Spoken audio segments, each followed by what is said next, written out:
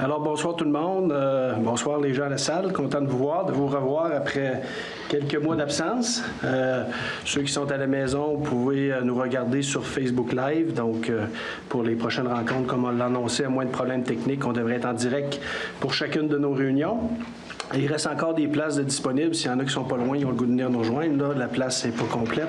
Il reste des bonnes places. Les billets sont pas chers ce soir. C'est comme un rodage à nouveau. Donc, on vous a des prix spéciaux pour ce soir. Donc, une belle rencontre à vous proposer.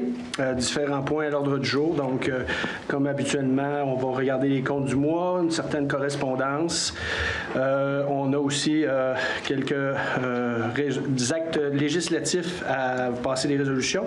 Maire suppléant. On a des demandes aussi de dérogation. Donc, somme toute, on a une belle rencontre à vous proposer.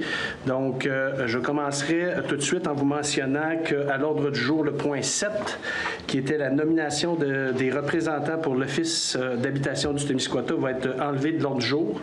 On a des petites vérifications à faire là, sur ce dossier-là avant de procéder à la nomination des 2 représentants.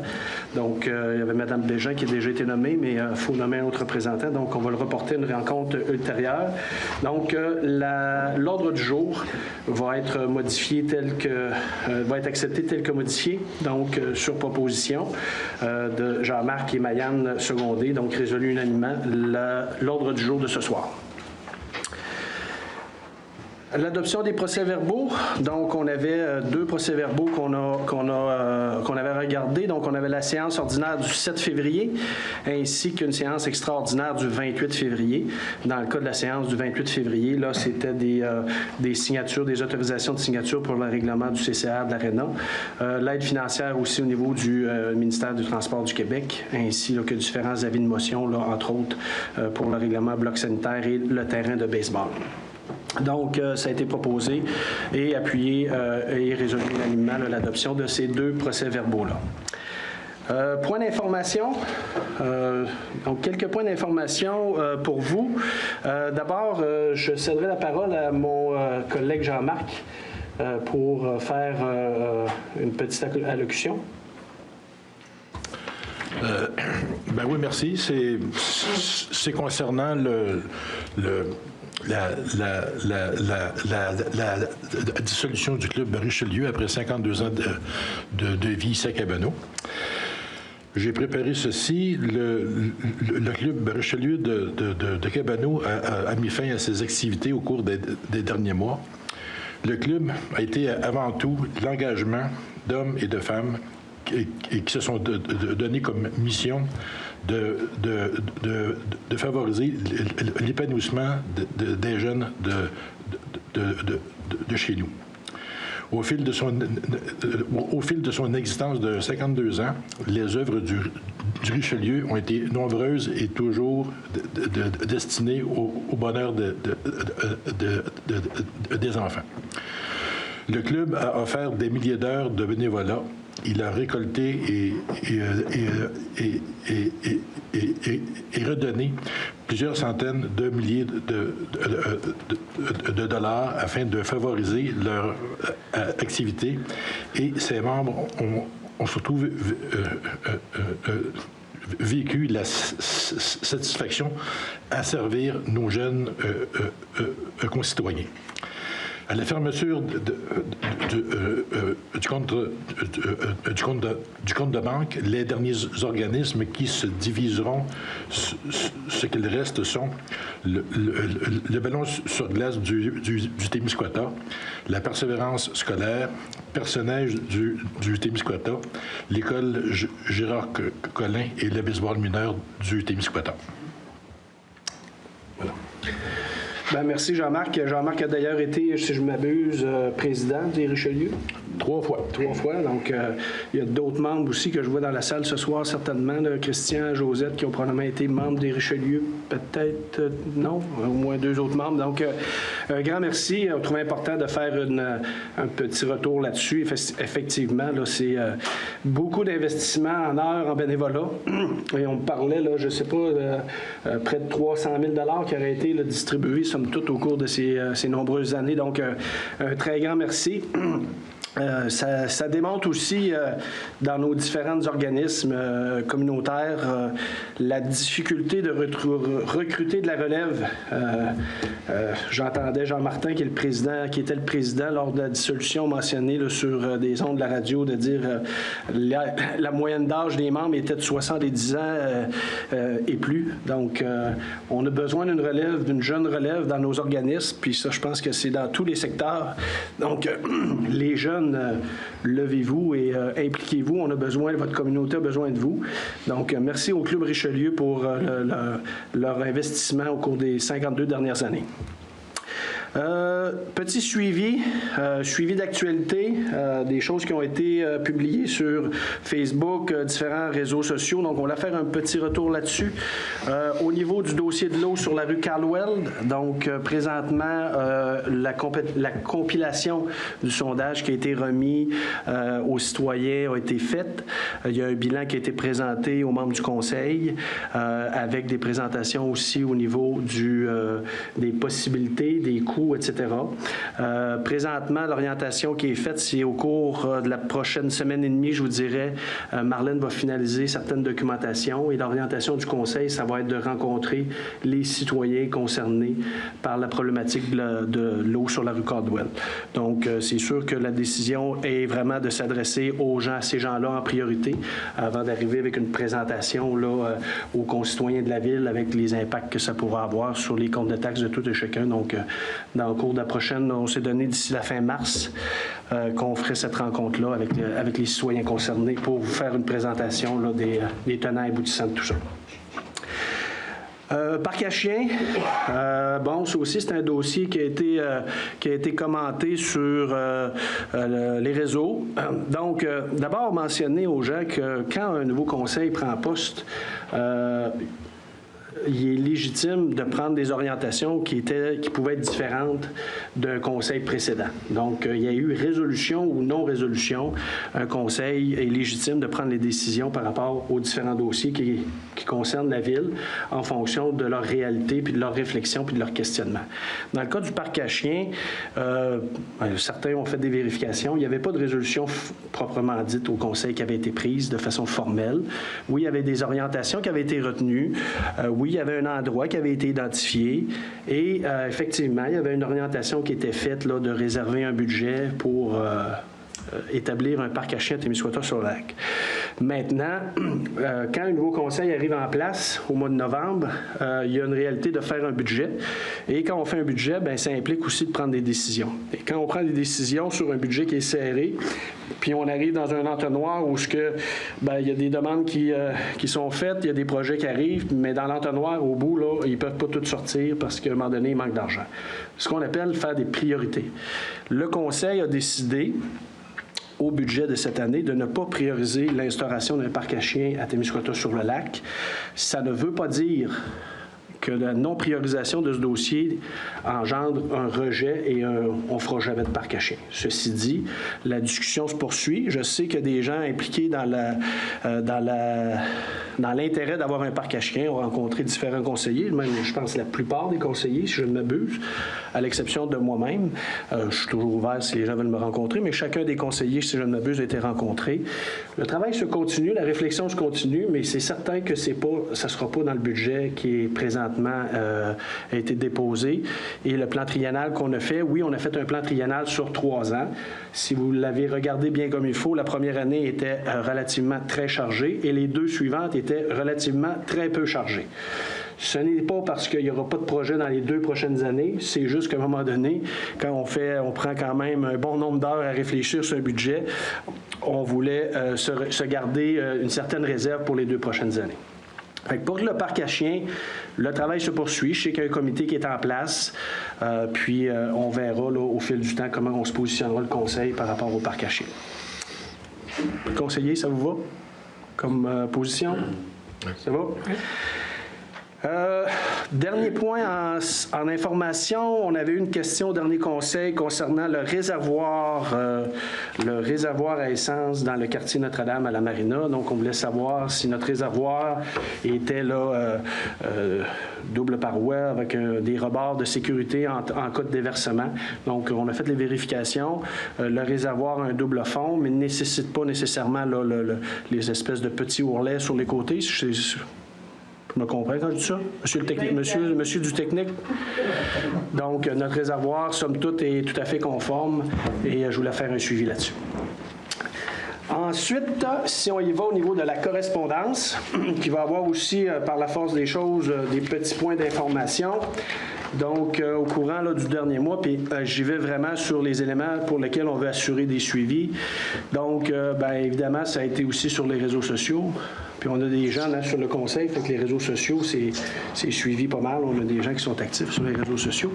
Donc, on avait, à notre nomination au mois de novembre, exprimé le désir d'animer notre parc Clair-Soleil en période du temps des fêtes. Donc, notre désir était de mettre un peu de musique de Noël, de musique du temps des fêtes, du jour de l'an. Dans notre tête, on était plus mois de décembre, mi-décembre, peut-être à la mi-janvier.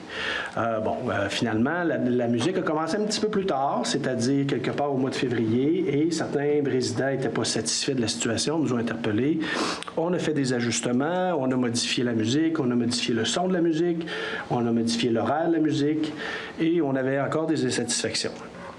Quand on prend des décisions, là, on n'a surtout pas l'intention de tanner le monde. On prend des décisions parce qu'on a des bonnes intentions.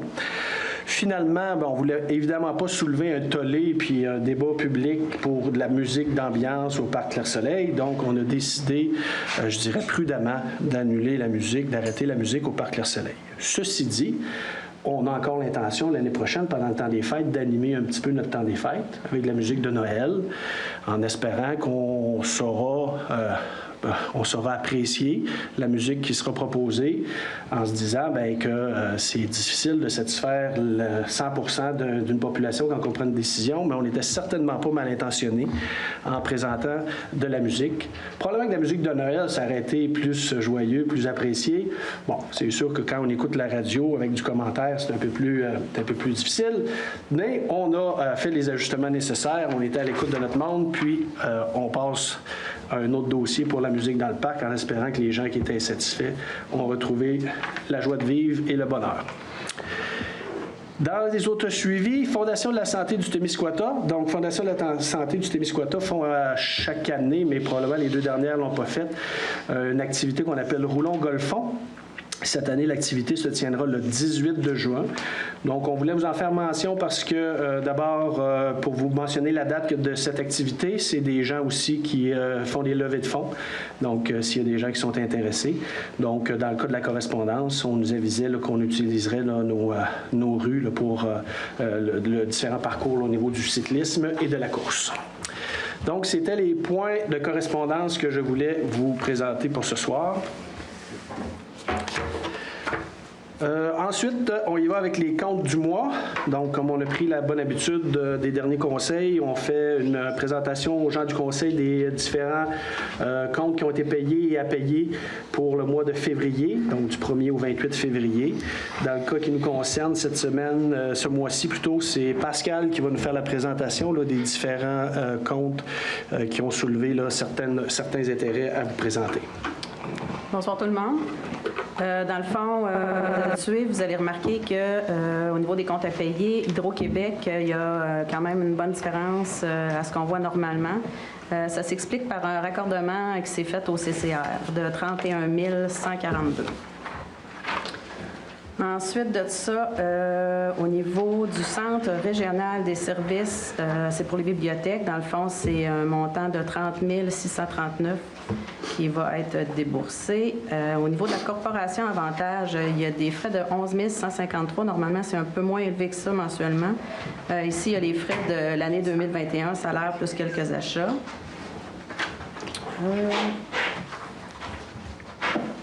Ensuite, GFL Environnement Service Inc. Ça, c'est le réservoir. C'est un montant de 89 539. On va le voir plus tard dans la séance. Dans le fond, c'est un réservoir d'acide sulfurique qui a été enlevé à l'usine d'eau potable. Alors, c'était pas mal ce qu'on avait soulevé dans les montants plus inhabituels. Ça fait le tour? Oui. Tout était dans le régulier par ça. Tout le monde a eu réponse à leurs questions. Oui. Donc, il a été proposé et résolu unanimement l'adoption des comptes du mois pour le mois de février. Donc, comme mentionné, donc au montant de 361 906,81 pour les comptes déjà payés et de 2 265 566,66 pour les comptes à payer. On y va avec nos projets de résolution. Donc, première résolution qu'on vous propose aujourd'hui, nomination d'un maire suppléant pour la période du 15 mars 2022 jusqu'à la séance du mois de janvier 2023. Avant de vous présenter la lecture de la séance, je voulais juste, d'abord remercier Rémi d'avoir assumé le premier mandat de pro-maire, maire suppléant, donc depuis l'élection du 7 novembre. J'avais manifesté lors de mon élection l'importance pour débuter le mandat d'avoir un maire qui est suppléant, qui connaissait un peu les rouages un peu de la ville en cas d'absence. Donc c'est Rémi qui avait été mandaté pour assumer ce rôle-là. J'ai toujours dit que le rôle du maire suppléant dans une ville comme la nôtre, c'est pas un rôle qui est anodin. C'est surtout pas un rôle qui sert juste au cas où que le maire soit pas là. Donc, pour moi, le rôle du maire suppléant est très important. D'abord, c'est une personne à qui on peut commencer à, je dirais, discuter des différents dossiers, aller chercher des avis dans des dossiers un petit peu plus litigieux, qui peut concerner l'ensemble de notre ville, mais aussi certains quartiers en particulier. J'ai longtemps aussi j'ai toujours manifesté que je travaillais pour une ville et non pas pour un quartier en particulier. Donc ça, pour moi, c'est toujours très important. Quand on prend des décisions à la ville, on les prend pour la ville et non pas pour un quartier en particulier. On les prend toujours pour le bénéfice de l'entièreté de notre population. Dans un contexte aussi, on a en tête l'équitabilité et surtout d'avoir aussi en tête la complémentarité pour éviter les différents doublons. J'ai aussi dit lors de mon allocution, lors de mon élection, qu'il fallait passer de la parole aux actes. Donc, ne pas s'en tenir juste à des simples mots puis avoir une vision, mais qu'il fallait concrétiser par des actions concrètes. Donc, au cours des derniers mois, j'ai constaté avec beaucoup de satisfaction que M. André Brault était au Conseil pour les bonnes raisons depuis plus de 4 mois. Ses positions sont réfléchies et remplies de bonnes intentions pour notre ville. Il y a une mentalité clairement orientée vers l'avancement de notre ville et c'est pour cette raison que j'ai fait la proposition au conseiller que le prochain maire suppléant soit M. André Brault pour une période du mois de mars cette année jusqu'au mois de janvier l'an prochain. Et ce qu'on se disait quand j'ai parlé avec André, si on ne s'arrache pas trop les cheveux sur la tête d'ici l'année prochaine, on verra si on poursuit parce qu'il nous en reste quand même pas beaucoup tous les deux, fait qu'il ne faudra pas trop s'en arracher. Donc, ça a été proposé, adopté, secondé et appuyé de façon unanime la proposition que M. André Brault soit maire suppléant pour le restant de l'année. André, voulez-tu prendre quelques mots? Oui. Bien, je tiens d'abord à remercier M. le maire et le conseil de la confiance qu'ils ont en moi. C'est sûr que quand M. le maire m'a appelé il y a 2 semaines pour me demander, un vendredi après-midi, si ça m'intéressait, j'ai pas répondu oui tout de suite. J'ai dit, tu vas me donner la fin de semaine, puis je vais y penser sérieusement. Et par en avoir discuté avec des gens, avec ma famille, puis tout ça, j'ai finalement accepté le mandat. Est-ce que ce mandat-là ira au-delà du mois de janvier? Je ne sais pas. On verra rendu là. Mais pour l'instant, je vais faire de mon mieux. Et comme mon but est de réunir les 2 quartiers et de finalement en faire une vraie ville, bien, je pense que je rentre dans les optiques du nouveau conseil municipal. Et ça me fait plaisir d'accepter. Merci. Bien, merci beaucoup, André. Bon, mais là, tout est officiel. Fait que je voulais juste te dire que j'ai pris 3 mois de vacances là, en Floride prochainement. Fait que c'est toi qui assumes les 3 prochaines rencontres. Je blague. Donc, on poursuit. Donc, merci André. Donc, je pense qu'effectivement, là, ça a été un plaisir. Là, on a pris quelques minutes avec André suite à cette décision. Puis, je pense qu'on a vraiment quelque chose d'orienté. Puis, on veut vraiment aller de l'avant tous les deux. Puis, je pense l'ensemble du conseil aussi. Donc, on sent de plus en plus, je dirais, une certaine aisance dans notre équipe de conseil. Puis, je pense qu'on prend un bon air d'aller. Je pense que l'objectif de tout le monde, c'est de faire avancer la ville. Puis, au meilleur de notre connaissance. Puis, en fonction là, de toujours avoir le plus positivement possible. Donc, on poursuit avec nos résolutions. Première résolution, deuxième, là, résolution d'appui municipalité de Saint-Eusèbe, réglementation de la circulation des camions et véhicules lourds sur la route des Érables. D'abord, la route des Érables, c'est un rang qui a été quand même travaillé au cours des deux dernières années de façon assez importante. Donc, il y a eu ce qu'on appelle du rechargement. Donc, on a enlevé du vieux matériel pour ajouter du matériel nouveau et du matériel de meilleure qualité. Puis c'est un rang que la fondation est plutôt, je vous dirais, douteuse. Puis au printemps, quand même beaucoup d'eau et d'humidité. Et ceux qui connaissent le rang des Érables, et j'en suis parce que j'en suis un résident de façon pleine et entière. Le printemps dernier, on a eu vraiment une catastrophe. Donc c'était très, très, très compliqué.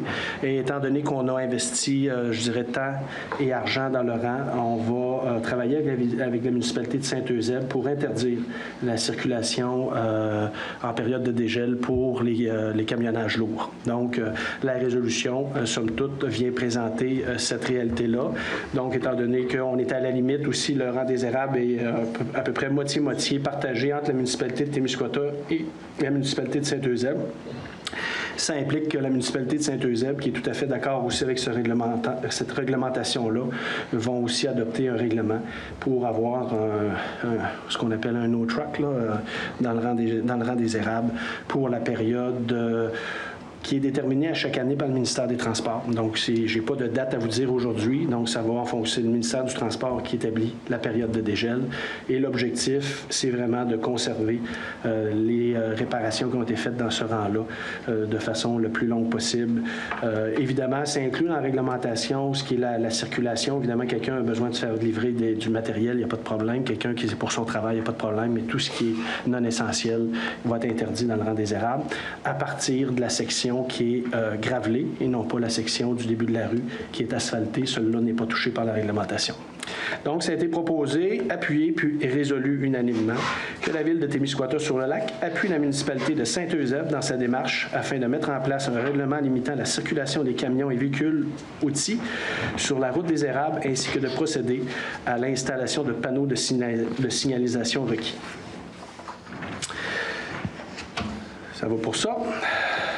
Prochaine résolution, une résolution très importante, prise en charge sans intermédiaire du dossier du développement économique à partir de l'administration de la Ville de Témiscouata-sur-le-Lac. Considérant l'entente de financement d'un agent de développement économique convenu entre la Ville de Témiscouata-sur-le-Lac, la Corporation Avantage Témiscouata et la MRC de Témiscouata, considérant que cette entente délègue le mandat du développement économique de la Ville de Témiscouata-sur-le-Lac à la Corporation Avantage Témiscouata-sur-le-Lac, considérant qu'un plan de développement économique a été proposé en novembre 2021 par la firme Leva à la Corporation Avantage Témiscouata et l'importance que les élus de la Ville, de même que son administration, se l'approprient, considérant que la prise en charge du développement économique par une instance autre que la Ville de Témiscouata-sur-le-Lac occasionne des enjeux de fluidité et de communication entre les différents intervenants et de cohérence entre les orientations et l'établissement des priorités, considérant que la Ville de Témiscouata-sur-le-Lac investit 50 000 $ par année dans cette entente tripartite et son désir de poursuivre cet investissement annuellement, considérant l'investissement de la Ville de Témiscouata-sur-le-Lac lui permet d'obtenir un financement équivalent de la MRC, et ce, même si le développement relève de l'administration de la Ville de Témiscouata-sur-le-Lac, considérant le désir du conseil municipal de la Ville de Témiscouata-sur-le-Lac de prendre en charge sans intermédiaire le dossier de son développement économique, Il a été proposé, appuyé et résolu unanimement que la Ville de Témiscouata-sur-le-Lac avise les dirigeants de la Corporation Avantage de Témiscouata et la MRC de Témiscouata de cette décision de prendre en charge, sans intermédiaire, le dossier de développement économique à partir de l'administration de la Ville à la suite d'un processus de transition entre les parties, lequel s'échelonnera jusqu'à l'embauche par la Ville d'un responsable de ce dossier prévu d'ici l'automne 2022. Que la Ville de Témiscouata-sur-le-Lac amorce un processus de transition avec la Corporation Avantage Témiscouata dans le but d'assurer la prise en charge des différents dossiers en lien avec le développement économique de la Ville en respectant réciproquement les éléments liant présentement les parties. Qu'entreprennent parallèlement avec ce processus des discussions avec la MRC de Témiscouata afin de mettre en place une nouvelle entente pour le développement économique de Témiscouata-sur-le-Lac et, le cas échéant, que la MRC de Témiscouata transfère l'aide financière de 50 000 à la Ville de Témiscouata-sur-le-Lac à la fin du processus de transition. Et en terminant, que la Ville de Témiscouata-sur-le-Lac assume et respecte les engagements liés à cette nouvelle entente avec la MRC de Témiscouata, garantissant les conditions d'octroi des subventions prévues à la fin du processus de transition. Autorisation, signature, nouvelle entente, partenariat, borne de recharge, véhicules électriques. Donc, on a différentes bornes de recharge à Témiscouata-sur-le-Lac, principalement rue commerciale. On a 2 bornes. En passant, des citoyens nous ont avisé aussi que parfois les bornes étaient moyennement déneigées. On a fait des suivis là-dessus. On a mentionné l'importance, puis au prix que l'essence est. Je pense qu'on va avoir de plus en plus de gens qui vont utiliser nos bornes. Donc, on a fait une demande de porter attention particulière à nos bornes qui soient toujours bien déneigées. Donc, c'est à quelle fréquence, Chantal, que les renouvellements, est-ce que c'est à chaque année? Même pas, je pense que c'est aux 3 ou aux 5 ans. C'est une bonne question. 5 ans. Aux 5 ans. Donc, présentement, on est à renouveler l'entente avec Hydro-Québec pour la recharge des véhicules électriques. Donc, il a été proposé, adopté, appuyé et résolu unanimement que M. Denis Blais, ou en son absence le maire suppléant, Chantal Caron, ou en son absence la directrice des finances, soit par la présente autorisé à signer au nom de la Ville la dite entente à intervenir entre les parties ainsi que tous les documents nécessaires pour donner plein effet à cette résolution. Demande de reconnaissance, révision périodique, Société d'histoire et d'archéologie du Témiscouata comme organisme sans but lucratif auprès de la Commission municipale du Québec. Donc, il y a différents organismes, dont la Société d'histoire et d'archéologie du Témiscouata, qui peuvent se prévaloir d'une possibilité d'avoir des congés de taxes ou des absences de taxes. Donc, lorsqu'ils en font la demande auprès de la Commission municipale du Québec, donc il doit y avoir une résolution de la Ville qui entérine la dite demande. Donc, attendu que la Société d'histoire d'archéologie du Témiscouata a obtenu le 18 septembre 2012 une reconnaissance aux fins de l'exemption des taxes pour les meubles situés au 81 rue Caldwell et que cette décision est maintenant soumise à une révision périodique. Donc, j'imagine que la révision est 10 ans dans ce cas-là. Attendu qu'en vertu du 2e alinéa de l'article de la loi sur la fiscalité municipale avant d'accorder une reconnaissance, la Commission doit consulter la municipalité locale sur le territoire sur laquelle est situé l'immeuble visé par la demande en lui donnant par écrit un avis qui lui expose les éléments de la reconnaissance proposée et lui demande son opinion à cet égard. Donc, il a été proposé, appuyé et résolu unanimement que la Ville de Témiscouata-sur-le-Lac accepte la demande de la Société d'histoire et d'archéologie et informe la Commission municipale du Québec d'accueillir la demande et de reconnaître la demanderesse aux fins d'exemption de taxes foncières. Et évidemment, moi-même comme maire, Chantal comme direction générale, a signé les protocoles d'entente. Ça va pour ça? Nomination de représentants de la Ville au Centre régional de services aux bibliothèques publiques du Bas-Saint-Laurent. Donc, ici à Témiscouata-sur-le-Lac, on a 2 bibliothèques qui sont gérées là, justement par le CRSBP. Donc, on doit nommer des représentants qui vont siéger là, représenter la municipalité au Centre régional des services de bibliothèques. Donc, il a été proposé et appuyé et résolu unanimement avec beaucoup de fierté, M. Jean-Marc Baudouin, qui va nous représenter dignement sur ce comité. Donc, la présente résolution annule et remplace toute résolution antérieure concernant la nomination de représentants auprès de cette instance. Le point numéro suivant, c'était la nomination qu'on a annulée tantôt au niveau de l'OMH, donc la représentation au niveau du comité de l'Office d'habitation du Témiscouata. Prochaine résolution très importante qui a laissé lieu à beaucoup de discussions. Donc, pendant la dernière campagne électorale, on avait manifesté de proposer une approche par dossier, donc aux différents conseillers. Donc, le conseil municipal, de façon unanime, a adhéré à cette orientation-là. Donc, ce soir, la prochaine résolution, c'est pour vous présenter les dossiers pour lesquels chacun des conseillers va être responsable. Donc, les gens qui font du bénévolat dans des organismes sportifs, vous allez savoir ce soir à qui vous référer si vous avez des besoins d'accompagnement. Je veux m'adresser aussi à nos différents organismes communautaires. Suite à cette résolution de ce soir, on va vous envoyer un avis dans lequel on va vous faire mention qui est responsable donc, de chacun des dossiers pour que vous sachiez à qui vous référez. Évidemment, vous pouvez toujours vous référer à l'ensemble des conseillers. Là. Ça ne l'exige pas. Si vous êtes un organisme de sport, puis vous allez voir qui est responsable, c'est M. Brault, puis ça ne donne pas, puis M. Brault voulait parler à Mme Cyr Paradis, bien, ça sera libre, mais c'est M. Brault qui va s'occuper, par exemple, de ces dossiers-là. Donc, on va vous envoyer un avis.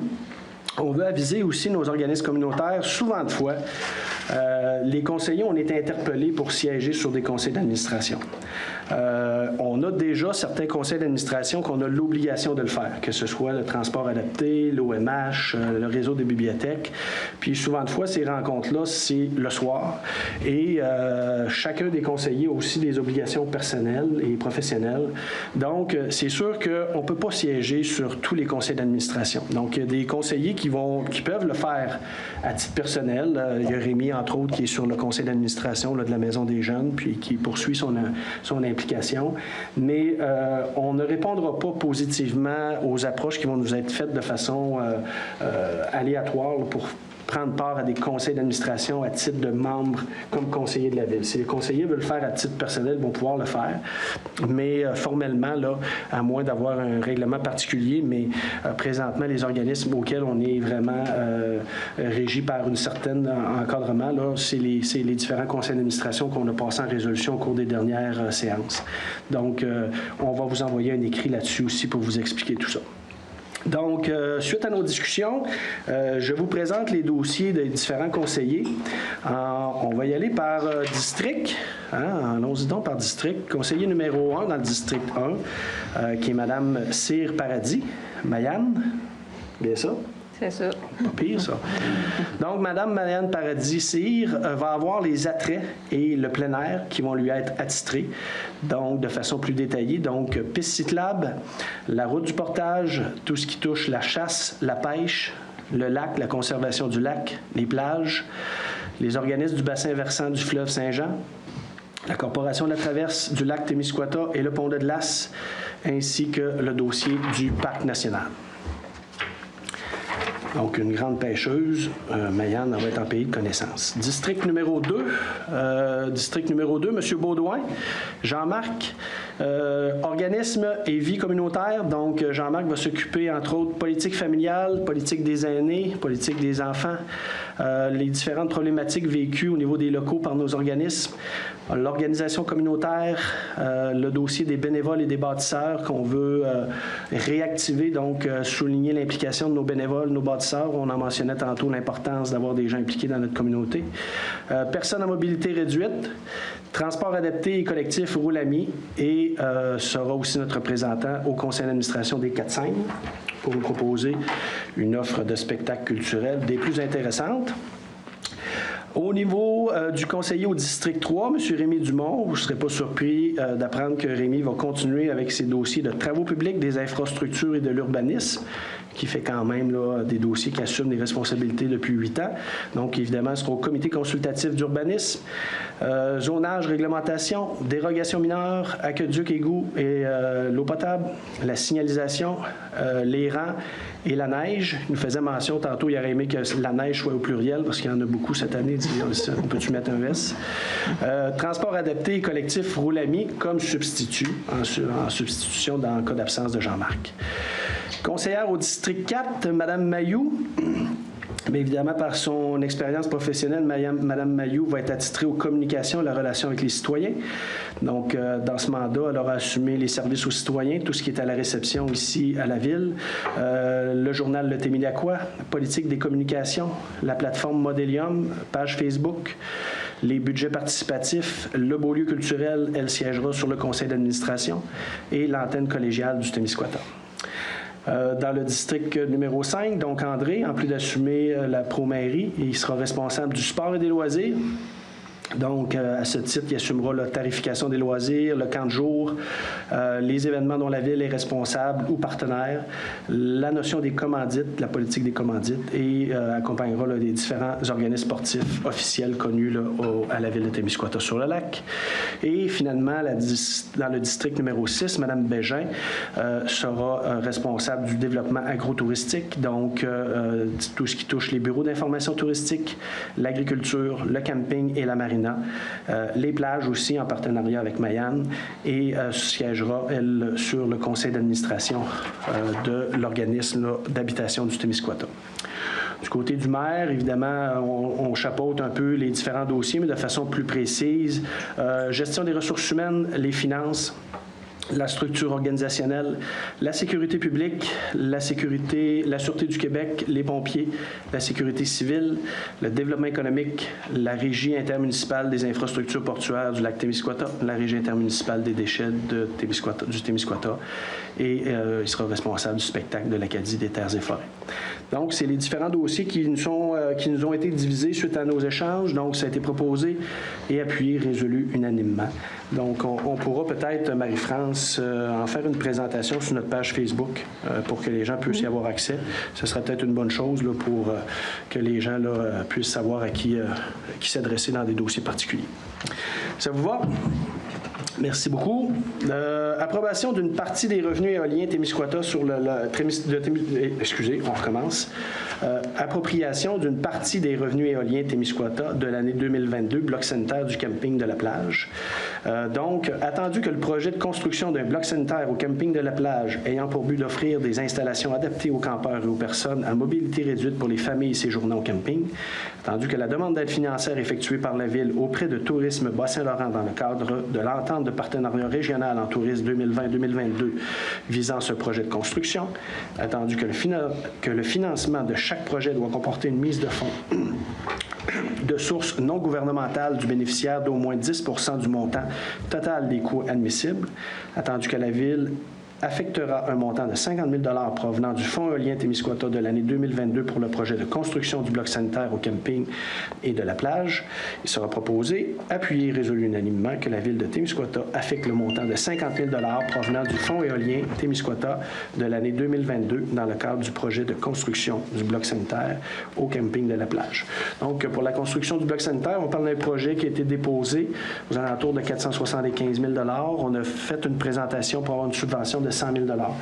Dans cette subvention-là, il y avait des exigences d'investir un montant autre, comme source de revenus. Donc, c'est pour ça qu'on le prend dans le fonds éolien au montant de 50 000 $. Mandat, service professionnel, la boîte d'urbanisme, soutien au service de l'urbanisme de la Ville. Donc, le dossier de l'urbanisme depuis, je dirais, bon nombre d'années, différentes difficultés là, à rejoindre les deux bouts en termes de disponibilité de temps. Il y a des enjeux au niveau, entre autres, de la MRC sur notre plan d'aménagement qu'on doit adopter, toute notre réglementation. On est encore sur 2 réglementations, donc secteur Notre-Dame, secteur Cabano. Ça n'a plus lieu d'être. Donc, la commande a été passée rapidement par le Conseil lors de notre arrivée.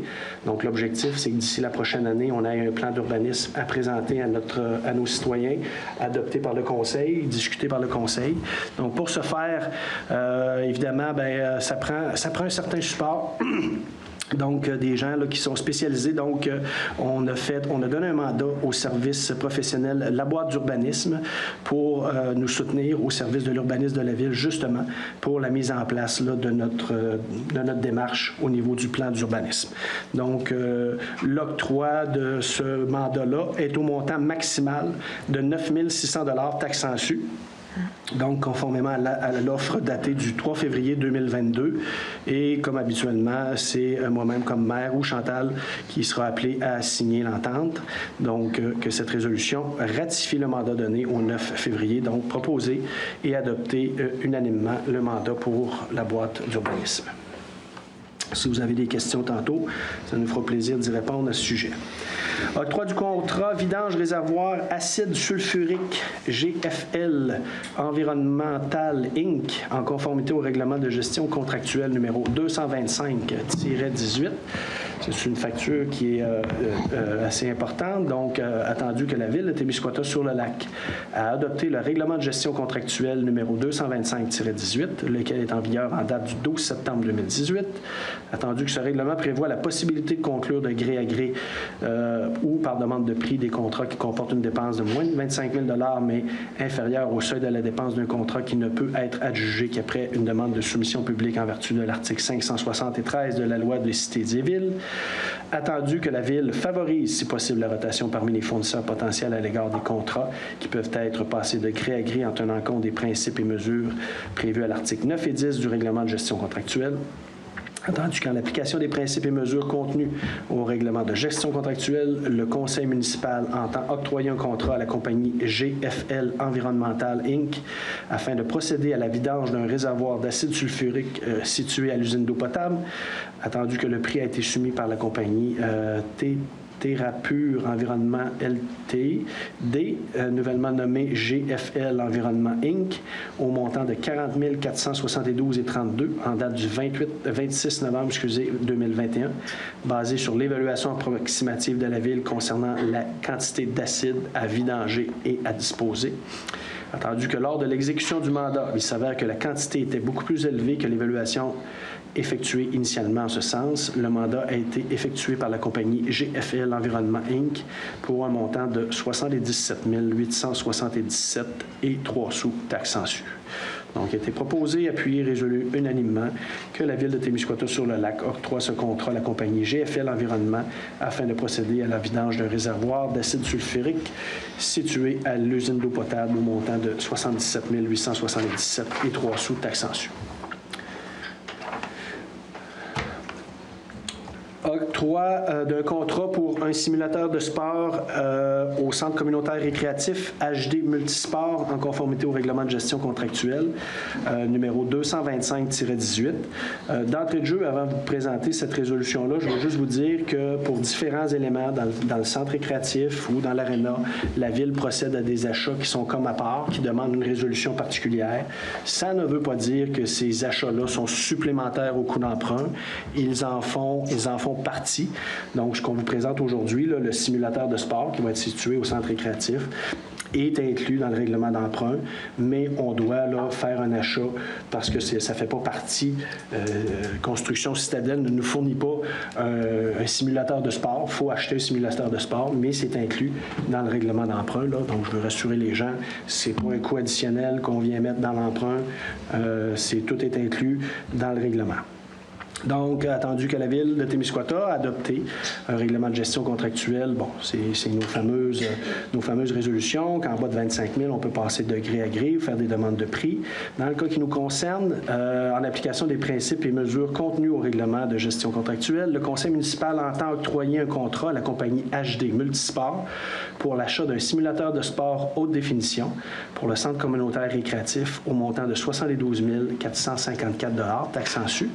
Donc, il a été proposé, appuyé, résolu unanimement que le conseil municipal de la Ville de Témiscouata-sur-le-Lac octroie un contrat à la compagnie HD Multisport pour l'achat d'un simulateur de sport haute définition pour le centre communautaire récréatif au montant de 72 454 taxes en su, que cette dépense soit assumée à même le règlement d'emprunt numéro 256-20 relatif à la construction de l'aréna et du centre communautaire récréatif, comme je vous mentionnais tantôt, et que Denis Blais, maire supplément, Chantal Caron, donne suite à cette résolution.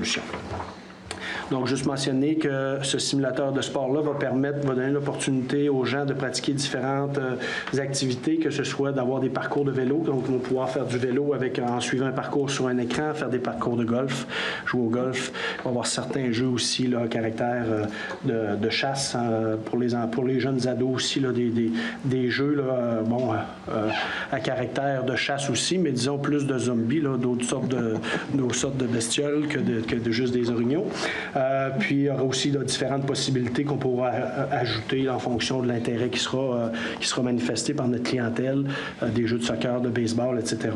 Donc, je pense qu'on va avoir un élément vraiment intéressant, attractif, qui va être situé aussi dans un endroit de type lounge, donc avec un fauteuil, la possibilité de s'installer quelques amis pour profiter d'une belle soirée. Donc, on pense qu'on va avoir quelque chose de très intéressant au niveau là, du simulateur de sport à offrir à notre population. Octroi de contrat, fourniture et installation de réservoirs d'essence pour bateaux à la marina, service d'Iron Inc., en conformité au règlement de gestion contractuelle. Donc, dans le cas ici présent, on a octroyé un contrat, comme on le mentionnait tout à l'heure, en période d'information. M. Bélanger est venu nous poser une question là-dessus. Donc, on a fait l'acquisition d'un nouveau réservoir pour installer à la marina du secteur de Notre-Dame. Donc, le dit réservoir sera installé pour la période estivale. Donc, ça inclut là-dedans, dans notre installation, là, pas nécessairement dans le contrat actuel, mais l'installation d'une rampe d'accès, évidemment, puis l'installation du réservoir comme tel. Donc, attendu qu'en l'application des principes de mesure contenus dans le règlement de gestion contractuelle, le conseil municipal entend octroyer un contrat à la compagnie Service d'Iron Inc. pour la fourniture et l'installation d'un réservoir à essence pour bateau à la marina au montant de 70 235 $, taxes en su, que le conseil municipal de la ville de Témiscouata octroie le contrat à cette compagnie au montant de 70 235 $ et qu'un montant de 10 050 $ soit assumé à même le fonds de roulement et que le montant final de 60 185 $ est conditionnel à l'approbation par le ministère des Affaires municipales et de l'Habitation du règlement d'emprunt numéro 292-22 pour Camping La Plage, Bloc Sanitaire, réservoir d'essence pour la marina. Et évidemment, comme habituellement, que Denis Blais, ou en son absence, le maire suppléant, Mme Chantal Caron, en son absence, la directrice des finances, soit autorisée à signer au nom de la Ville tous les documents nécessaires pour donner suite à cette résolution. On poursuit avec l'octroi d'un contrat à installation d'une gaine de conduite sanitaire égout Saniway Inc., en conformité au règlement de gestion contractuelle toujours. Donc, dans le cas ici qui nous concerne, on parle de l'installation d'une gaine, je vais le mentionner un petit peu plus là, donc toujours en conformité avec notre réglementation où ce qu'on peut de gré à gré dans des contrats là, particuliers passer une entente. Donc, attendu que l'application des principes et mesures contenus au règlement de gestion contractuelle, le conseil municipal entend octroyer un contrat à la compagnie Saniway Inc. pour l'installation d'une gaine à l'intérieur de la conduite sanitaire d'égout située sur la rue Caldwell au montant de 27 883 $ et 39 sous, taxes en su. Que le conseil municipal octroie un contrat à la compagnie Saniway pour l'installation d'une gaine, donc au montant, taxes en su, conformément à l'offre datée du 29 novembre 2021.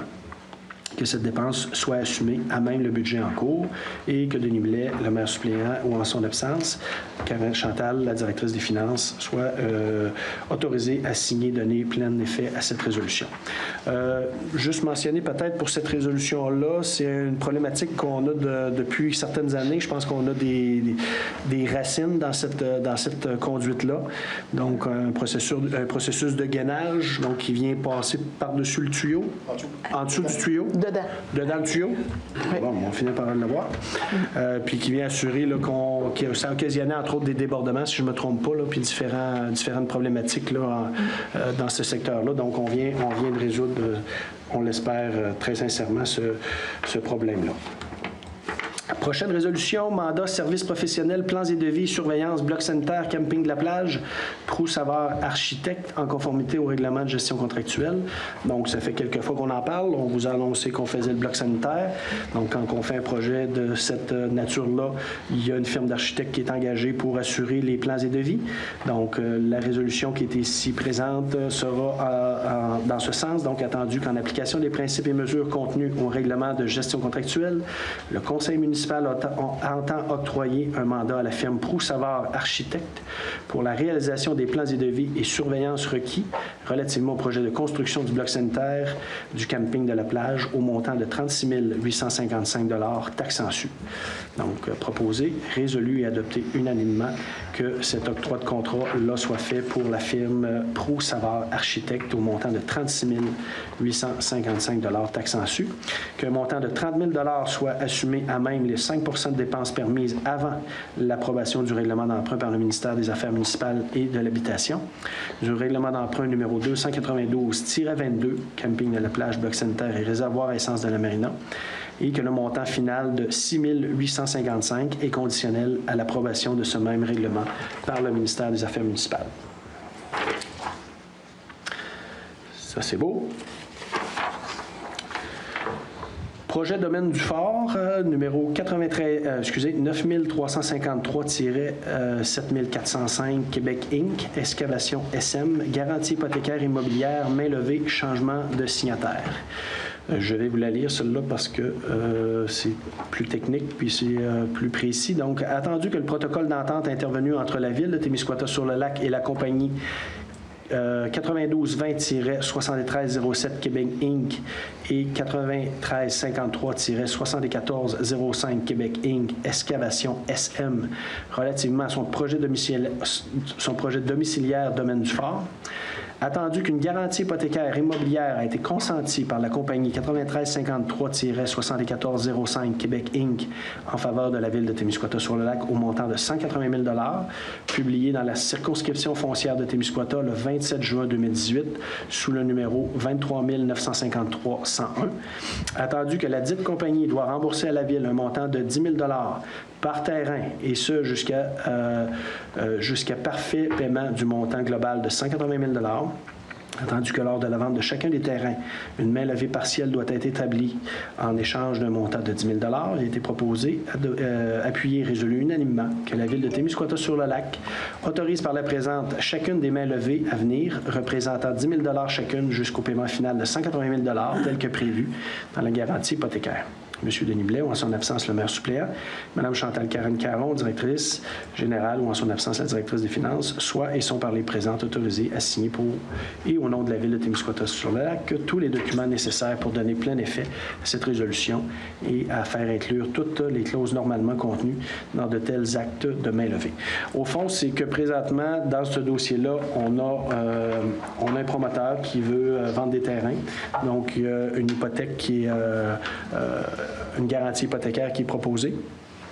Bien, au départ, la Ville a investi 180 000 pour aider le promoteur dans l'asphaltage et les bordures. Et de la façon que ça procède, c'est qu'au fur et à mesure qu'il vend des terrains, on rembourse la Ville. Puis nous, pour s'assurer du remboursement, exemple, une compagnie peut faire faillite, bien, on prend une garantie sur chacun des terrains. C'est pour ça qu'à chaque fois, on doit faire une main levée pour faire en sorte d'avoir le 10 000. Parfait, fait que ça aide le promoteur, puis nous autres, ça nous garantit qu'on est en mesure après ça de faire les travaux requis pour finaliser le projet. Servitude d'utilité publique temporaire et permanente rue Commerciale Nord, donc M. Mathieu Grondin et Mme Andréane Criant, donc modification. Ça, c'est par rapport à le projet de la rue Commerciale. Quand on fait un projet comme ça, il y a toujours là, des choses peut-être à réajuster en fonction des lignes de terrain ou ce qui était, ou etc. Là, donc, il y a des ajustements à faire. Dans le cas présent, c'est effectivement le cas. Donc, attendu que dans le cadre des travaux de réfection de la rue Commerciale Nord, des servitudes d'utilité publique temporaire et permanente sont requises sur la rue Commerciale pour la pose et l'entretien d'un tuyau d'égout pluvial, attendu qu'une servitude temporaire sera établie sur une largeur de 3 mètres pendant la durée des travaux, attendu une servitude permanente sera établie sur la largeur de 3 mètres après les travaux, attendu que le lot visé par cette servitude porte le numéro 2 615 659 et 2 615 660 au Cadastre du Québec, propriété de M. Mathieu Grondin et de Mme Andréane Criant. Il a été proposé, appuyé et résolu unanimement que le Conseil municipal de Témiscouata-sur-le-Lac mandate la firme Côté-Ouellette Tivierge Notaire afin d'établir les actes de servitude dans ce dossier que les frais de notaire soient à la charge de la Ville et que la description technique de ces lots sera effectuée par M. Bernard Labrie, arpenteur géomètre, et que M. Denis Blais, en son absence le maire suppléant, Mme Chantal Caron, en son absence la directrice des finances, soient mandatés pour donner effet à la présente résolution. Et que cette résolution annule et remplace la résolution numéro 21-04-80. On poursuit avec une demande d'autorisation à la CPTAQ de M. Rémi Bouchard, donc sur le lot 4 766 126 et 4 766 212. Donc, attendu que M. Bouchard s'adressera à la Commission de protection du territoire agricole du Québec en vue d'obtenir le lotissement, l'aliénation et l'utilisation à une fin autre que l'agriculture sur une partie des lots 4 766 126 et 4 766 212 au Cadastre du Québec, attendu que le demandeur désire échanger une parcelle de terrain avec la ferme Rémi Bouchard Incorporée, soit une parcelle de 768,5 m² située sur le lot 4 766 212 et de 240 m² située sur le lot 4 766 126, attendu que la parcelle du terrain cédée à M. Rémi Bouchard sur le lot 4 766 212 contient un garage servant actuellement un bâtiment accessoire à l'usage résidentiel. Attendu que selon l'échange entre le demandeur et la ferme Rémi Bouchard Inc., la superficie du terrain à l'usage résidentiel sera maintenant de 4 810,7 m², sont toujours en deçà du droit résidentiel de demi-hectare. Attendu que cette demande n'aurait aucune conséquence négative sur les activités agricoles et sur le développement des activités sur le territoire de la ville de Témiscouata-sur-le-Lac. Attendu que cette demande n'aurait aucun impact négatif sur le potentiel agricole des lots du secteur et n'ajouterait aucune contrainte supplémentaire en matière d'environnement, a été proposé, appuyé et résolu unanimement que le Conseil de ville de Témiscouata-sur-le-Lac avise la CTPAQ à l'effet que la demande que s'apprête à déposer M. Rémi Bouchard est conforme aux normes en vigueur et plus particulièrement aux dispositions de l'article 10.0 du règlement de zonage 06-90 dans la zone EAA 19 où tel usage est autorisé. C'est beau pour ça. On a une autre demande du CTPAQ, donc avec différents numéros de lotissement. Donc, M. Robert Fortin, de lot 4 765 230 et le lot 6 466 221. Donc, attendu que M. Robert Fortin s'adressera à la Commission de protection du territoire agricole du Québec en vue d'obtenir le lotissement, l'aliénation et l'utilisation à des fins autres que l'agriculture sur une partie des lots 4 765 230 et 6 466 221 au Cadastre du Québec. Attendu que le demandeur désire céder une parcelle du terrain de 570,7 m² située sur le lot 4 765 230 à la compagnie Lisotte Automatisation Inc. En échange, celle-ci cédera au demandeur 2 parcelles de terrain situées sur le lot 6 466 221 d'une superficie de 570,7 m² également. Attendu que cet échange de terrain régulariserait l'empiètement d'un garage et d'une aide-cède située sur le lot 6 466 221 et appartenant au demandeur, attendu que cette demande n'aurait aucune conséquence négative sur les activités agricoles et le développement de ces activités sur le territoire de la ville, attendu que la demande n'aurait aucun impact négatif sur le potentiel agricole des lots du secteur et n'ajouterait aucune contrainte supplémentaire en matière d'environnement, il a été proposé, appuyé et résolu unanimement que le conseil municipal de Témiscouata-sur-le-Lac avise la CTPAQ à l'effet que la demande que s'apprête à déposer M. Robert Fortin est conforme aux normes en vigueur et plus particulièrement aux dispositions de l'article 10.0 du règlement de zonage 6-90 dans la zone EA 9 où tel usage est autorisé. Pas une petite gorgée de moi. Proclamation Journée internationale contre l'homophobie et la transphobie. Considérant la Charte québécoise des droits et libertés de la personne reconnaît qu'aucune discrimination ne peut être exercée sur la base de l'orientation sexuelle, de l'identité de genre ou de l'expression de genre. Considérant que le Québec est une société ouverte à toutes et à tous, y compris aux personnes lesbiennes, gays, bisexuelles et trans, communément appelées LGBTQ+, et que toute autre personne se reconnaissant dans la diversité sexuelle et la pluralité des identités et des expressions de genre, considérant malgré les récents efforts pour la meilleure inclusion des personnes LGBT, l'homophobie et la transphobie demeurent présentes dans la société, considérant que le 17 mai est la journée internationale contre l'homophobie et la transphobie, que celle-ci est célébrée de fait dans de nombreux pays et qu'elle résulte d'une initiative québécoise portée par la Fondation Émergence dès 2003, considérant qu'il y a lieu d'approuver les efforts de la Fondation Émergence. Dans la tenue de cette journée, il a été proposé et résolu et adopté unanimement que le Conseil municipal de la ville de Témiscouata-sur-le-Lac proclame la journée du 17 mai, journée internationale contre l'homophobie et la transphobie, et de souligner cette journée en tant que telle. Ça va pour ça. On serait rendu à l'aspect de notre réunion qui touche la réglementation. Donc, premier règlement, adoption du second projet de règlement numéro 289-22, amendant le règlement de zonage 167-89, création de la zone RD10, la rue de l'Énergie. Donc, proposé, appuyé, résolu unanimement que le conseil municipal de la ville de Témiscouata-sur-le-Lac adopte le second projet de règlement numéro 289-22, ayant pour but d'amender le règlement de zonage 167-89 afin de créer la zone RD10, à même une partie de la zone RB39 visant à autoriser les habitations multifamiliales dans le secteur de la rue de l'Énergie.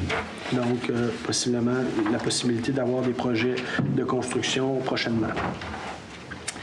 Adoption du règlement numéro 291-22, Code d'éthique et de déontologie des employés municipaux, révision 2022. Donc, il a été proposé et appuyé et résolu unanimement que le conseil municipal de la ville de Témiscouata-sur-le-Lac adopte le règlement portant le numéro 291-22, ayant pour but de réviser le Code d'éthique et de déontologie des employés municipaux afin de se conformer à la loi sur l'éthique et la déontologie en matière municipale. Je tiens à préciser que ça concerne les employés, que les élus ne sont pas proprement dit des employés de la ville. Donc, pour ce qui est du code d'éthique en déontologie au niveau des élus municipaux, celui-ci va être adopté au mois d'avril. Si les gens suivent ça un petit peu, ils pourraient dire il faut que ça soit adopté au 31 mars. Dans le cas qui nous concerne, étant donné que le ministère a fait une nouvelle réglementation et des attentes beaucoup plus précises en termes de déontologie et d'éthique, on a jusqu'au mois de mai pour procéder à l'adoption du prochain règlement, pas du prochain règlement, mais du prochain code d'éthique. Donc, on a des discussions à finaliser au Conseil pour s'entendre sur le prochain code d'éthique pour les élus. Donc, il sera adopté à la prochaine rencontre du mois d'avril.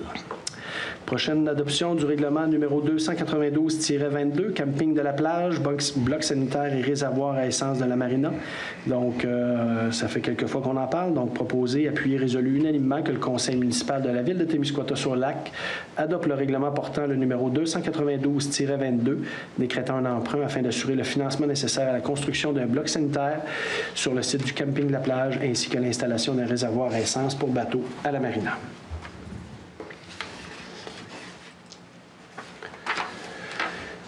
Adoption du règlement numéro 293-22. Donc, on parle ici du terrain de baseball, le système d'éclairage donc et les estrades à emprunt. Donc, proposé, appuyé, résolu unanimement que le conseil municipal de la ville de Témiscouata-sur-le-Lac adopte le règlement portant le numéro 293-22, décrétant un emprunt afin d'assurer le financement nécessaire à la réfection et au remplacement des installations électriques et d'éclairage sur le terrain de baseball, ainsi qu'au remplacement d'une partie des estrades. Dans le cadre de ce dossier-là, on a parlé un petit peu moins dans cette rencontre-ci. Juste vous mentionner que les partenaires ont été rencontrés. Moi, Danny, André était présent aussi. Sophie aussi au niveau des loisirs. On a présenté le projet. Que ce soit les Braves, Bâtitech, que ce soit le baseball mineur, les différents partenaires, la commission scolaire était présente. Je pense que l'ensemble des partenaires étaient très satisfaits du projet. Malheureusement, on ne sera pas en mesure de mettre en place le nouveau système d'éclairage pour cette saison de baseball. Il va falloir que ça attende à l'automne. Mais les gens, je pense, sont très satisfaits là, de l'installation qu'on va faire là, cet automne, éventuellement, pourront en bénéficier s'il y a du baseball automnal, parce que la commission scolaire nous parlait de la possibilité qu'il y ait du baseball cet automne. Donc, il y aura un super de bon système d'éclairage, donc, dès cet automne. Prochain élément, un avis de motion, règlement numéro 294-22. Et je vais laisser la parole à André.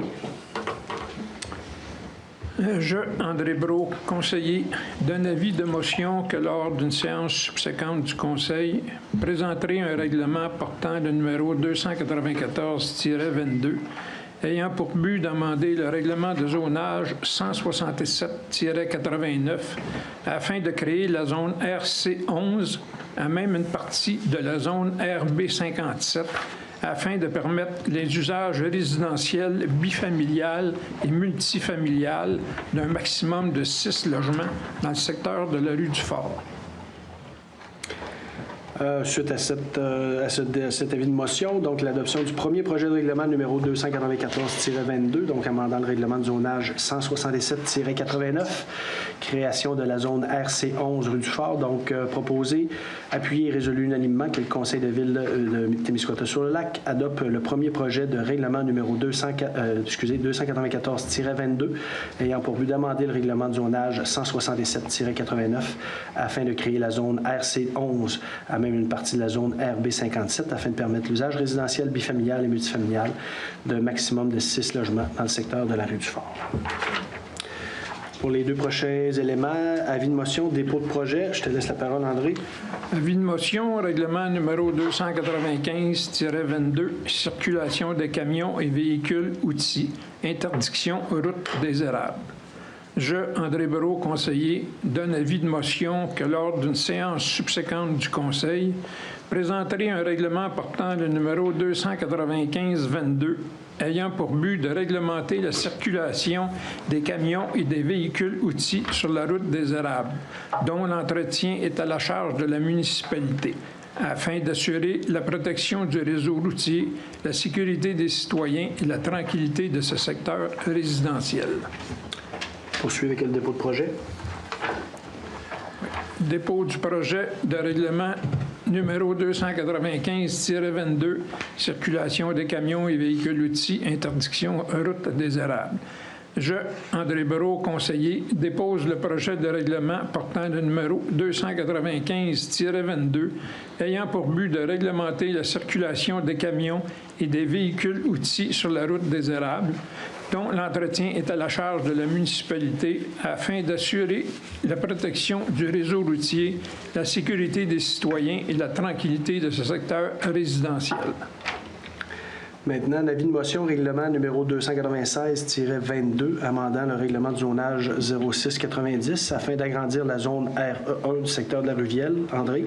Je, André Brault, conseiller, donne avis de motion que lors d'une séance subséquente du Conseil, présenterai un règlement portant le numéro 296-22, ayant pour but d'amender le règlement de zonage 06-90 afin d'agrandir la zone RE1 à même une partie de la zone RC1 visant à permettre les habitations unifamiliales, les chalets ou les résidences de villégiature dans le secteur de la rue Vielle.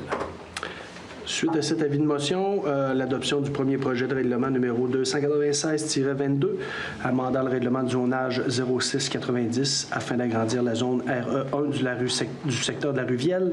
Donc, a été proposé, appuyé, résolu unanimement que le Conseil municipal de Témiscouata-sur-le-Lac adopte le premier projet de règlement numéro 296-22 ayant pour but d'amender le règlement de zonage 0690 afin d'agrandir la zone RE1 à même une partie de la zone RC1 visant à permettre les habitations unifamiliales, les chalets ou les résidences de villégiature dans le secteur de la rue Vielle.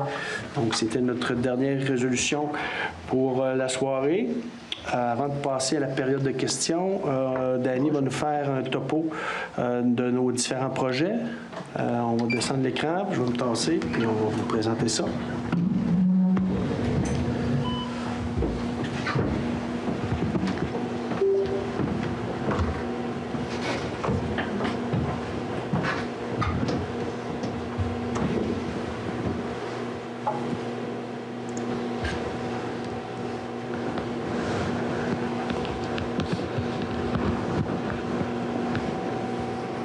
Bonsoir tout le monde. Avant de commencer sur le suivi des coûts de projet, je vais vous parler du calendrier du projet. c'est-à-dire à l'Arena et le centre récréatif.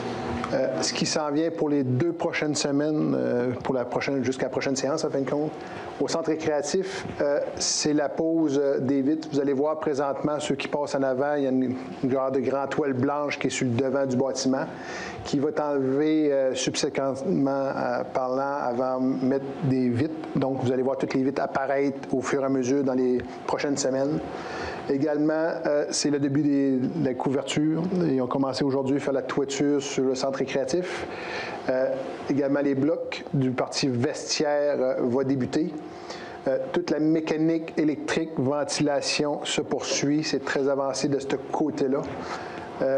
Et les divisions également à l'étage sont débutées. Ils commencent à l'étage, par la suite, ils vont aller au rez-de-chaussée. Concernant l'Arena, les blocs, toutes les chambres des joueurs, partie blocs de béton, sont terminées. Il reste l'entrée principale à faire et ils ont débuté la partie bloc où il y a les garages, donc toute la partie arrière de l'Arena, où il y a le garage Zamboni et où également la partie réfrigération va rentrer. Dans les 2 prochaines semaines également, le pack de réfrigération, donc l'appareil de réfrigération, va rentrer. C'est un gros morceau qui rentre dans le bâtiment. Ils vont poursuivre également sur toute la mécanique électrique et débuter, pas tard en avril également, toute la tuyauterie concernant la partie glace. Pour le suivi de coût de projet, nous sommes rendus à peu près à 42 %. On va descendre. 42 % du projet. On est rendu à 9,62 millions sur le 21,5 millions. Ce que mentionnait M. Blais tantôt, effectivement, l'histoire de l'écran est prévue dans le 21,5. Également, dans d'autres prochains conseils, vous allez voir d'autres achats faits qui est toujours prévu dans le 21,5 et également le contrat de l'entrepreneur qui se poursuit sur ce projet. On est encore dans le vert. Si vous vous rappelez, on est un thermomètre. Vert signifie qu'on est toujours dans nos cibles financières et il n'y a rien d'inquiétant pour l'instant. Ça fait pas mal le tour pour l'Arena. Pour le projet, c'est tout? Oui.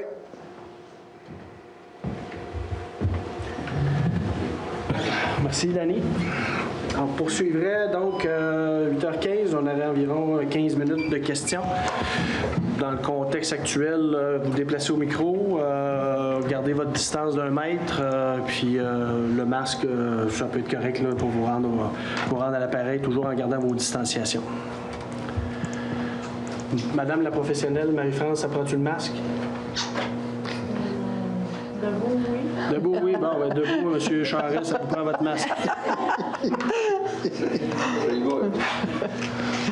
Ça achève. Au micro, non? Bonsoir tout le monde. Tout d'abord, nous sommes très contents de constater que le dossier avance avec les informations de début de rencontre concernant le dossier d'Aqueduc sur le Caldwell.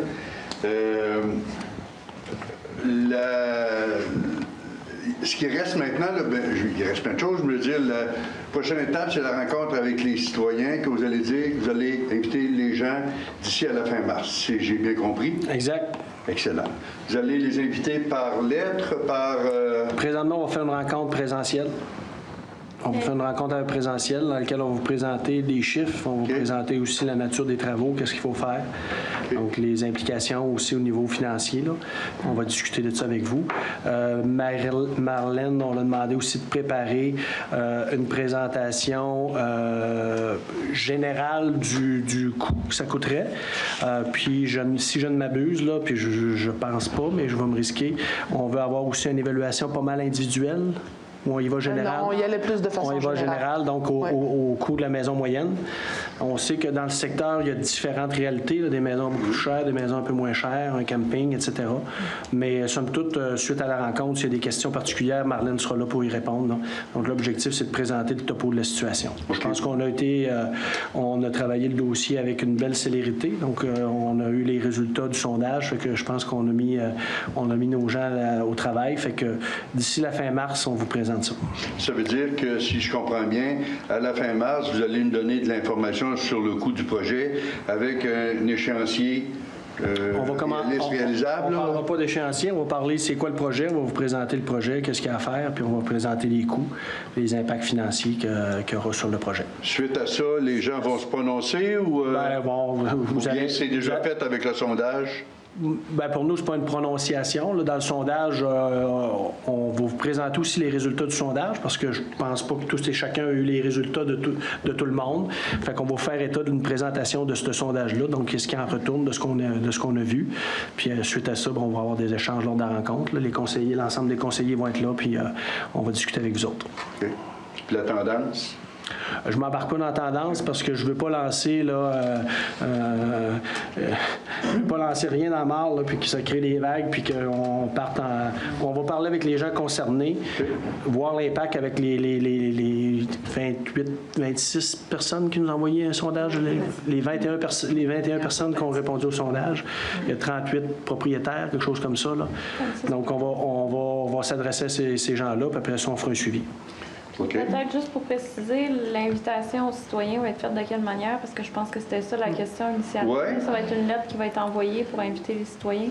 Moi, j'irai avec une lettre qui est envoyée parce qu'on a déjà les adresses de tout le monde. Oui. Fait qu'on va faire un envoi en précisant le temps, le lieu pour la rencontre. Ça va être les mêmes 25 envois. Je vous regarde en interrompre. Ça va être à peu près les mêmes 25 envois que vous avez eu lorsque vous avez envoyé le sondage. Merci beaucoup. C'est beau? On a hâte. Oh, on a hâte. D'autres questions? On invitait aussi depuis le début la population sur notre site Facebook. Là, il y a toujours possibilité de poser une question par écrit. Chantal, tu vérifies ça? Parfait. Oui, Mme Laure? Bon, bien, c'est concernant une question que j'ai posée en janvier. Je n'ai pas eu la réponse. Oui. Puis là, je la repose. Oui, vous l'avez posée sur le site. OK. La ville de Témiscouata-sur-le-Lac possède 3 bandes de patinoires. Oui. L'ancienne l'aréna qui est tombée, plus les bandes empilées depuis quelques années. Maintenant, c'est le site CCR, je pense. Je voulais savoir, est-ce que la ville peut s'engager à faire une patinoire extérieure l'an prochain? Je ne parle même pas du site, là. Je demande, est-ce que la ville peut s'engager à installer une bande avec une patinoire extérieure pour nos jeunes, nos moins jeunes? Ouais, là, l'an passé, là, ça fait 2 ans on démontre une belle ouverture. On a fait 2 sites de glace extérieure l'année passée. On a expérimenté dans le parc Clair-Soleil, qui n'a pas été un succès par la présentation du terrain. On en a présenté une aussi à Notre-Dame. Cette année, on a pris la décision d'en faire une uniquement à Notre-Dame, justement, entre autres, à cause des défis qu'on avait eus à l'installation du secteur de Cabano. Cette année, la décision, écoute, on n'a pas pris la décision de mettre des bandes ou pas des bandes. Là. Cette année, il n'y en a pas eu comme tel. On évaluera le besoin de m'engager à ce soir. Là, on va attendre de faire un bilan avec les gens concernés, là, voir avec les gens des loisirs, les gens qui entretiennent la patinoire. Est-ce qu'il y a des enjeux de la bande au niveau du terrain, l'emplacement? Moi, je ne suis pas en mesure de m'engager aujourd'hui pour dire l'année prochaine, là, je m'engage, est-ce qu'il y a une patinoire avec des bandes? Ce qu'on a fait les 2 dernières années, c'est de dire on a donné un endroit pour patiner. Vous savez, les bandes, c'est pas toujours miraculeux. Là. Oui, il y a de l'intérêt, mais souvent, on va se ramasser avec des patineurs qui veulent patiner, puis des petits gars qui veulent jouer au hockey, puis là, il faut commencer à donner des heures de hockey libre, des heures de patin. Il y a des enjeux là-dedans aussi. Que moi, je suis pas en mesure de m'engager formellement ce soir pour dire oui, on a des patinoires, puis on va avoir des bandes. Là. On verra l'an prochain, mais on entend le commentaire. Là. On va évaluer la situation avec les gens concernés, puis les conseillers, puis on verra ce qu'on peut faire l'année prochaine. Ouais, c'est parce que c'est vraiment une attente. Je vais faire le rapport avec... il y a eu une surface glacée cette année au parc de la Marina. C'était parfait. Puis je suis allée souvent avec plusieurs enfants, moins d'enfants, des plus vieux, des moins vieux.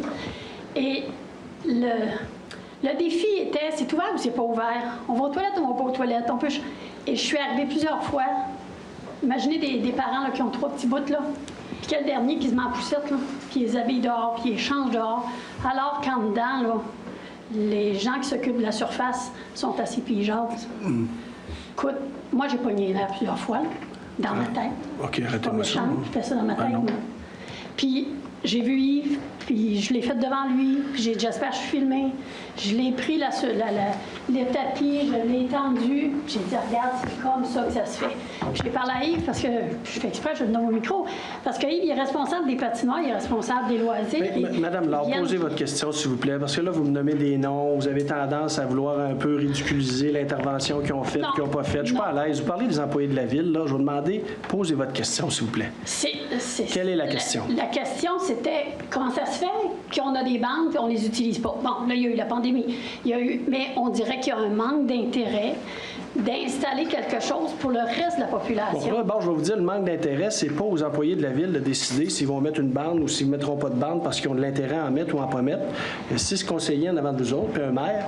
Si l'an prochain, dans l'évaluation que je vous dis qu'on va faire sur qu'est-ce qu'on va faire comme activité, on décide au conseil qu'on met des bandes, c'est pas les employés de la Ville qui vont dire ça nous tente ou ça nous tente pas. On va s'orienter, mais on va demander est-ce qu'il y a des bandes. Ce qu'on vous dit aujourd'hui, c'est qu'on évaluera la possibilité. Est-ce qu'il y aura des bandes? Ça sera à quel endroit? Ça sera à l'auteur du CCR en haut parce que le terrain sera prêt. On s'installera en bas Notre-Dame. On verra ce qu'on fait. Mais quand vous me faites part de différentes incongruences par rapport à je peux-tu rentrer, je peux-tu pas rentrer, bien, c'est pas exceptionnel à Témiscouata-sur-le-Lac. Là. Les 2 dernières années, là, moi, je mange avec du monde présentement. Là. Je mange avec tous ces gens-là ici autour de la table. Là. Puis je mange, puis je suis correct, j'ai pas de masque. Mais quand j'étais assis à côté d'eux autres, j'ai bougé d'avoir une barrière puis un masque. Fait que des incongruences, là, il y en a plein. Fait que si on veut faire état de ça, on peut en parler là, les 10 prochaines minutes.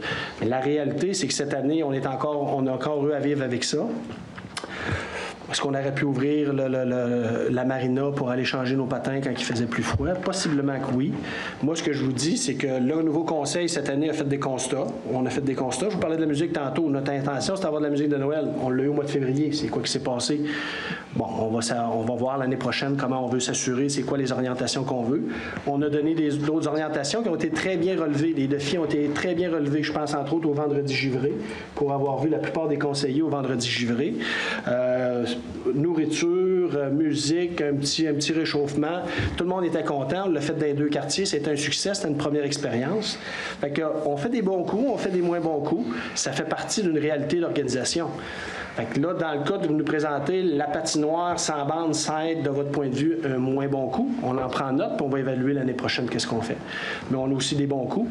Je pense que les vendredis givrés en sont un. On a un super de feu d'artifice. Madame, j'en profite d'ailleurs pour remercier Charlotte Caron qui a participé à la levée de fonds. On a des réflexions aussi sur, par exemple, est-ce qu'on pourrait utiliser davantage notre pont glacé? Mayenne, entre autres, qui veut avoir une utilisation, puis faire une utilisation maximale de notre pont glacé. Entre autres, est-ce qu'on peut avoir une zone sur le lac qu'on pourrait patiner? Ça aussi, c'est des choses qu'on veut réfléchir. Fait que, je pense que comme conseil, on a plein de bonnes idées. Puis, on va prendre les décisions l'an prochain en fonction des commentaires qu'on reçoit. Donc, je reçois votre commentaire. Il y a une partie de la population qui aimerait avoir des bandes de hockey pour faire la patinoire. On va le prendre en considération, puis on va voir l'année prochaine ce qu'on va faire. Merci. Ça fait plaisir. D'autres questions? Est-ce que je peux me permettre une étape? Bien sûr. Juste pour dire, pour être constructif dans l'intervention qu'il y a eu, ça va peut-être nous amener à se positionner plus rapidement. Il était déjà prévu qu'au CCR, il y allait avoir une patinoire extérieure avec des bancs. Donc, peut-être qu'on pourra envisager d'utiliser le matériel, de faire quelque chose d'accommodant, peu importe la qualité qu'on est capable, mais avec ce qu'on est, on pourrait peut-être, on va considérer votre position pour pouvoir offrir cette possibilité-là, même si elle n'est pas plein rendement, mais je pense que tout le conseil, ça va faire partie des réflexions. Je pense que c'était déjà prévu dans le CCR, de l'accompagner d'une banque. Donc, pourquoi pas accommoder? Elle ne sera peut-être pas finale, mais au moins permettre aux enfants, aux plus grands et aux plus petits, de s'amuser avec des bancs sans négliger la patinoire qui offrait un cachet totalement de grande beauté sur le bord du lac. Donc, c'est peut-être de chercher une conciliation. Elle était déjà prévue. C'est peut-être une motivation additionnelle d'essayer de la réaliser, du moins temporairement, pour l'année prochaine. Merci. Merci, Ginette. Des questions écrites par Facebook? Moi, je ne l'ai pas à partir de... Les as-tu, Marie-France? Je ne suis pas capable de me connecter avec le... Pour les courriels, non, il n'y en a pas de rentrée. Il n'y a pas de questions de rentrée. Est-ce qu'il y a d'autres questions dans la salle? Monsieur Bastille? Plus grand ou plus petit de ça. On a une question sur la page Facebook. Oui, OK. Combien de litres le réservoir? On va attendre. On va y aller avec Monsieur Bastille. C'est une question à propos du bloc sanitaire pour la partie camping. Oui. Ça, c'était un local qui était loup, je crois, qui est pour le bloc sanitaire. Et là, ça va devenir un bâtiment de la ville. Donc, on investit, mais on va avoir moins de frais à l'avenir, c'est ça? Absolument. Donc, ça se fait tout ça, c'est ça que ça va faire. Ben, le calcul, on le fait. Quand on a eu la réflexion, ça faisait partie de l'équation. Donc, on a un règlement d'emprunt, mais on considère aussi qu'évidemment, il y a une partie de l'emprunt là, qui va se rembourser parce qu'on aura des dépenses en moins. Parce que c'était quand même un bon budget, si je me rappelle. Oui, absolument. Présentement, on paye des locations de l'ordre de pas tout à fait 900 $ par mois pour, sur 12 mois pour le bloc sanitaire, pour le camping. Puis il va y avoir un aménagement du système électrique aussi pour qu'on devienne complètement autonome par rapport à ça aussi. OK. Parfait. Merci. Ça va? La question, combien de litres ou de gallons le réservoir? Oui, à essence de la marina. Monsieur Danny? 4600 litres. 4600 litres de fuel. Non, de gaz. De gaz, oui. À 1,90, peut-être 2 $ du litre cet été pour les bateaux. Il est clôturé. On va se faire voler notre réservoir. D'autres questions? Ben, je veux juste soulever une question, oui, c'est ça. Est-ce que le réservoir, dans le fond, il y a cette quantité-là parce qu'on n'a pas le choix ou c'est la quantité qu'on a décidée? Ben, en fin de compte, c'est un réservoir hors sol, donc c'est ces capacités-là qu'on est capable d'accueillir. On pourrait parler. C'est le maximal. Ouais, c'est ça. Oui. C'est ce que je voulais compter. Ça complète d'autres questions sur le réseau? Non, à date. Monsieur Charest se laisse tenter par une dernière. Si vous permettez, c'est un vœu, je ne sais pas si je peux. Concernant l'invitation aux citoyens, on a beaucoup de gens qui travaillent de soir, OK? Oui. Soit à Cascade, soit à la Sûreté du Québec. Juste, le vœu, c'est que l'invitation se fasse comme assez vite pour que les gens ils puissent s'organiser pour assister à la rencontre. OK. On essayera de coordonner ça, Marie-France. Pas de problème. Donc, ça met fin à notre rencontre du mois de mars. Merci de votre présence. Merci de nous avoir suivis en direct sur Facebook. Merci ceux qui nous auront écoutés en différé sur ma TV. Donc, prochaine séance mois d'avril. Donc, en espérant qu'on vous revoit en grand nombre. Merci beaucoup. Bonne fin de soirée.